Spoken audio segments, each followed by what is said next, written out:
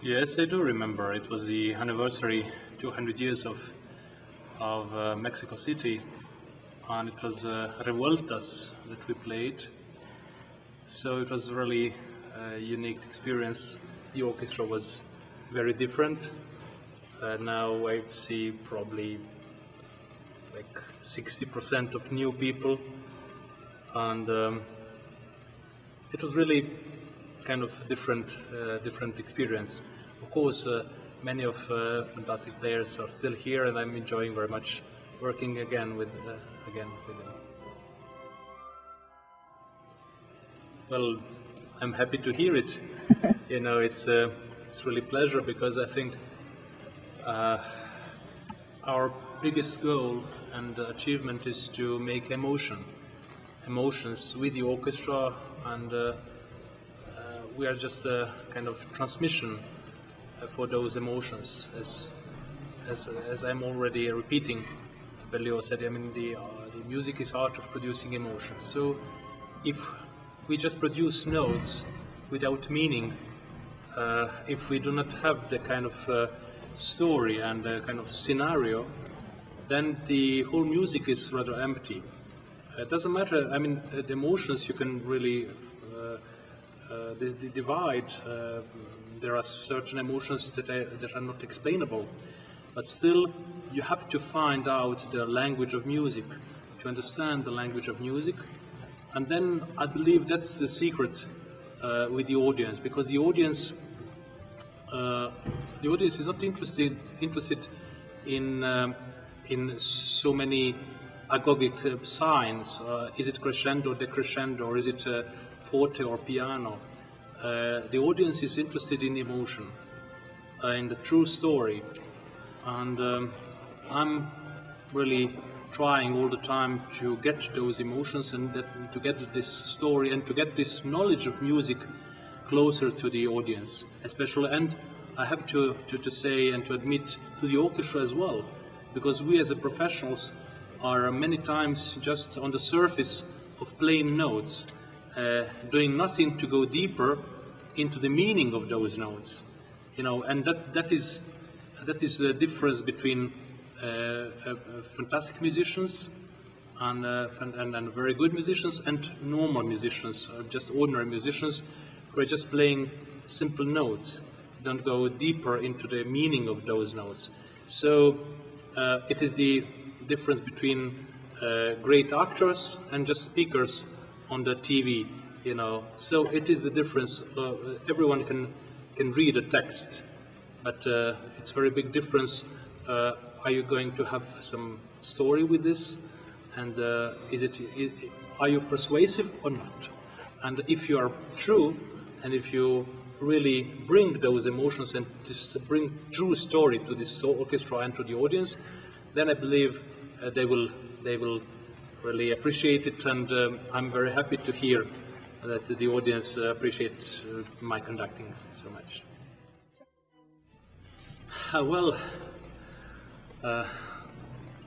This is really the question that I can't really answer.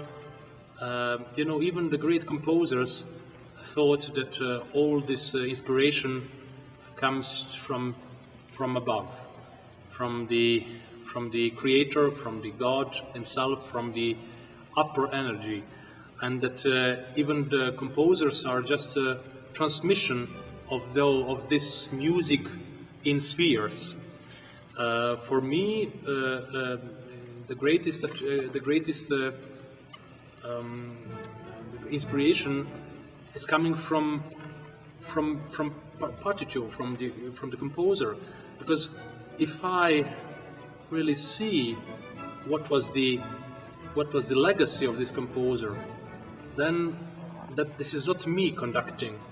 This is a unification with the composer, together with the musicians, that I'm transferring this to them. It is almost like a priest in the church, you know, reading the Holy Testament. You know, you're not just a priest, and you're not just a man reading some book. You're something higher than that. And I really believe that the music is our religion, and the music is coming from God Himself. Otherwise, it can't be explainable. So my inspiration, my energy, and my dedication is coming from simply connection. I mean, from understanding of this upper or higher meaning of this job we are doing together. Because sometimes, professionals it's not that easy to repeat every day millions of notes and different programs, etc. And this is very difficult to find new emotions. That's why I'm trying to not to be so many times on the podium, although I am really almost every day.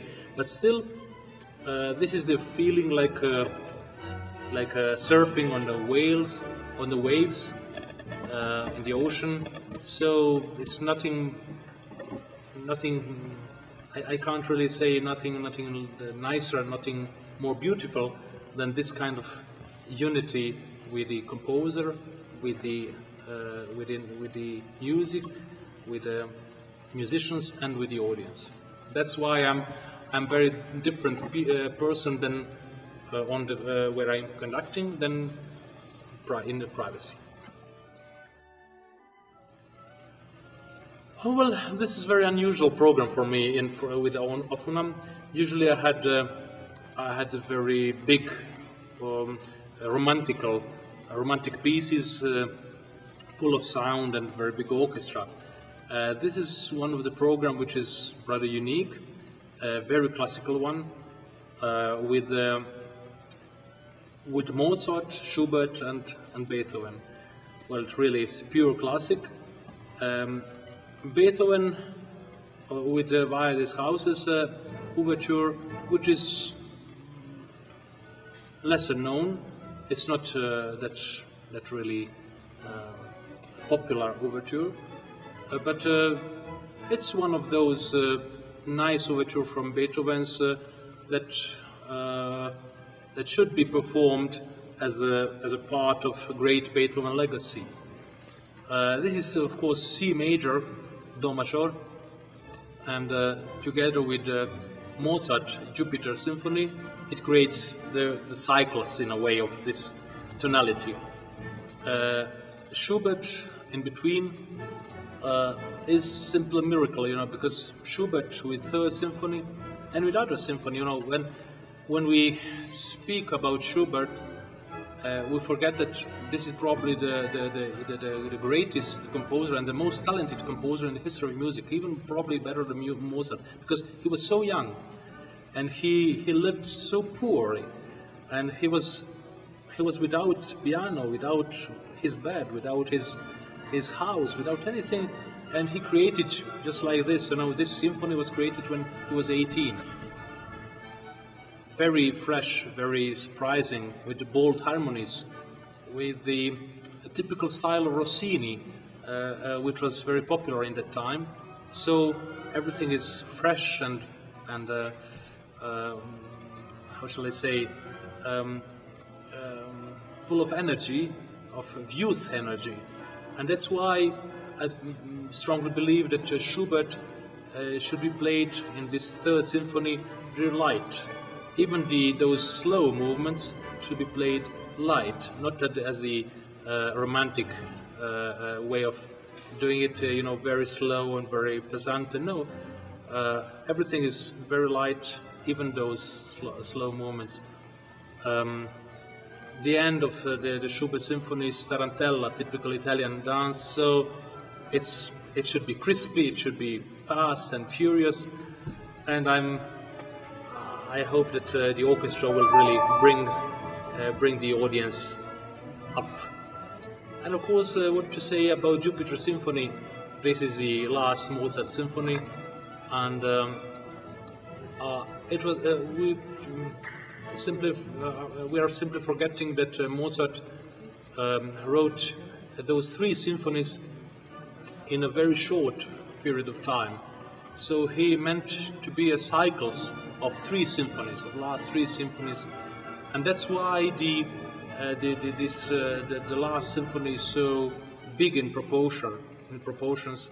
It's so huge, especially with the finale, which is kind of fugato with a kind of 7 themes, in stretto with a fugal counterpoint, which is really genius one. So this is one of the most unique Mozart pieces, and it is the legacy of the whole world. So Jupiter Symphony is really on the top of this geniality, of course influenced by Bach and by Baroque, as well as was Beethoven influenced by this sound. So we will hear just the Baroque sound as well, this kind of fugas themes and pure classic, and even this Rossini. So we are having had the concept of probably a couple of decades in the end of 18th century, beginning of 19th century. So it's really interesting how alive this music still is, and this is the great secret of classical music, because when we compare it with cinema, with films, it's interesting that we can barely watch again those old movies from 10 or 20 or 30 years ago, black and white, ancient history. So it is funny for us. Some of us will like to watch them just like some kind of I don't know, some kind of old stamp marks or something. But we really can't really go into these emotions again. Now we need new films, new psychology and everything, new men, new human in those, new human feeling the zeitgeist, the spirit of the time. And it's interesting how this music 200 years ago is still alive and still brings us with new emotions. That it is not history and a museum at all. It is still very vivid and very alive. So I'm really inviting everyone to come to this weekend to hear this music and really to clean the soul, because this is really purification of everyone's soul. So come and enjoy. Thank you so much, maestros. Thank you so much.